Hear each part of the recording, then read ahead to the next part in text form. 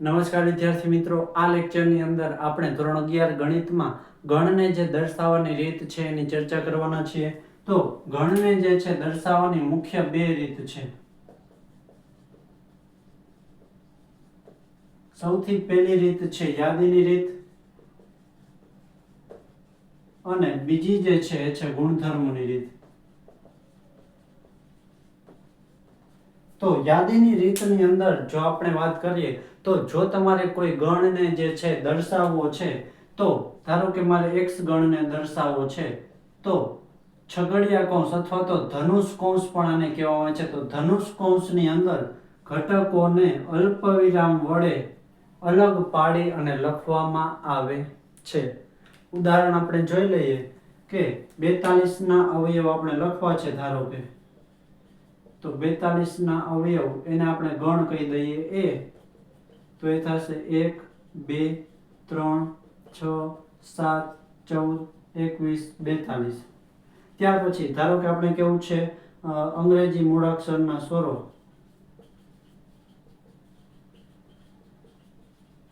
તો એને આપણે કહી દઈએ ગણ b.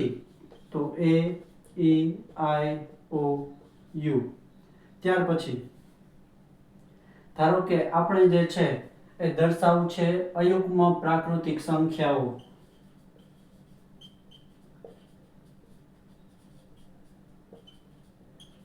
તો એને કહી દઈએ આપણે ગણ c. તો એ થશે 1 3 5 એન્ડ સો ઓન, એટલે કે અનંત સુધી જે છે એ જતી હશે. તો આ રીતે કોઈ પણ ગણને જ્યારે તમે યાદીની રીતે દર્શાવો છો તો ધનુષ કૌંસ એટલે કે છગડિયા કૌંસની અંદર અલ્પવિરામ વડે એક ઘટક પછી એક ઘટકને અલગ પાડી અને દર્શાવવાનો છે. હવે જો ગુણધર્મની રીતની વાત કરવામાં આવે તો ગણની અંદર જે ઘટકો હશે એના માટેનો એક સામાન્ય ગુણધર્મ અથવા તો લાક્ષણિકતા જે છે એ હશે.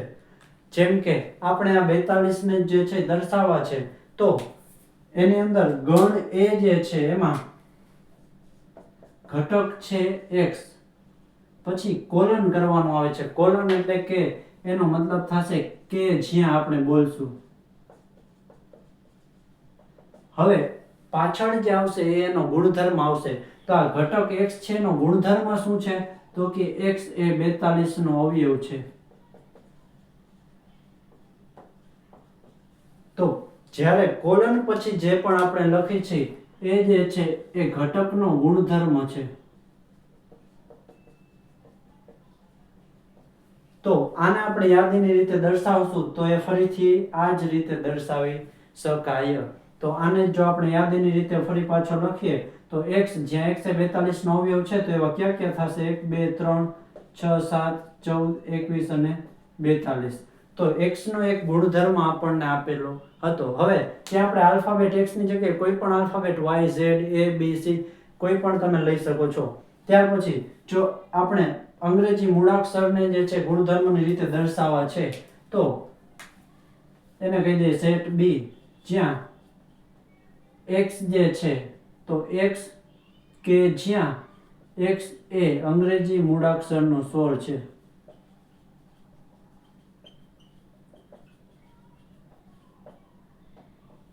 તો આ પણ જે b ને જો આપણે દર્શાવશું તો એ a e i o u જ થશે.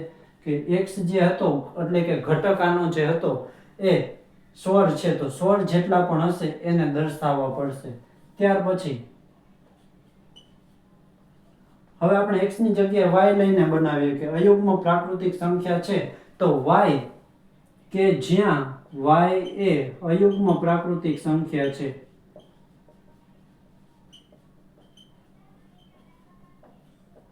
તો અયુગ્મ પ્રાકૃતિક સંખ્યાને હવે આપણે યાદીની રીતે દર્શાવીએ તો ફરી પાછું 1 3 5 એન્ડ સો ઓન આ જ રીતે દર્શાવી શકશું.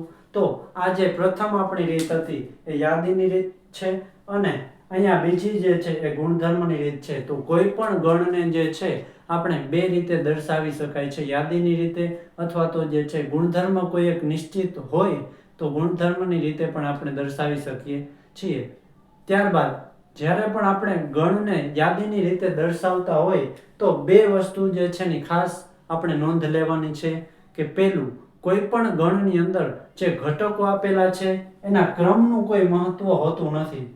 એટલે કે અહીંયા એ ઈ આઈ ઓ યુ છે એની જગ્યાએ આપણે એ ઈ આઈ ઓ યુ ની જગ્યાએ જો આપણે આવું લખશું એ આઈ ઓ ઈ યુ તો પણ જે છે આ બંને એક જ છે ગણ. તો ગણની અંદર ક્રમને કોઈ મહત્વ હોતું નથી. અને બીજી વાત આપણે ખાસ ધ્યાન રાખવાની છે કે જો કોઈ પણ જગ્યાએ એક ઘટક જે છે બીજી વાર રિપીટ થાય છે, જેમ કે સ્કૂલની અંદર ઓ જે છે 2 વખત આવે છે, પણ જ્યારે તમે ગણની અંદર દર્શાવો છો તો ત્યારે આપણે એસ પછી સી પછી એચ પછી ઓ, તો ગણની અંદર ફક્ત એકવાર જ ઈ ઘટકને દર્શાવવાનું છે, કારણ કે ગણની અંદર ઘટકોનું પુનરાવર્તન કરવાનું હોતું નથી. તો જ્યારે કોઈ પણ એવા શબ્દ કે કોઈ પણ એવી સંખ્યા આવશે જે 2 કે તેથી વધારે વખત છે, તો જ્યારે આપણે એક ઘટક તરીકે ગણના દર્શાવશું તો ફક્ત ત્યારે એક વખત જ લખવાની આવશે. હવે નેક્સ્ટ વિડીયોની અંદર આપણે ઉદાહરણ 1 જે છે તે શરૂ કરવાના છીએ, જેની અંદર ધીમે ધીમે આ બંને રીતનો જે છે એ ઉપયોગ થવાનો છે.